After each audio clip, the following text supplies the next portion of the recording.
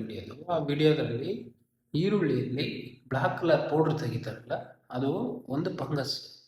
ಅದು ಯಾಕೆ ಬರುತ್ತೆ ಅಂದರೆ ನಾವು ಈರುಳ್ಳಿನ ಫುಲ್ಲು ಕ್ಲೋಸ್ ಕಂಡೀಷನ್ಗೆ ಇಟ್ಟಿದ್ರೆ ಅಂದರೆ ತಂದಾಗ ಕವರಲ್ಲಿ ಇಡೋದು ಹಂಗೆಲ್ಲ ಇಕ್ಕಿದ್ರೆ ಅದು ಜನ್ರೇಟ್ ಆಗುತ್ತೆ.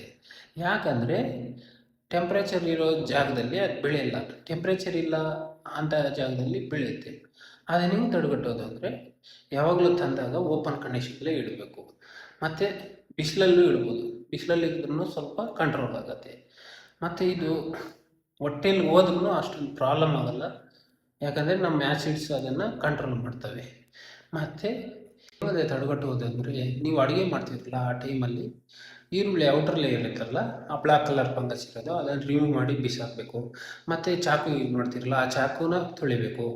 ಈರುಳ್ಳಿನ ಇನ್ನೂ 2 to 3 ಟೈಮ್ಸ್ ವಾಶ್ ಮಾಡಿ ಮತ್ತೆ ಯೂಸ್ ಮಾಡಿ.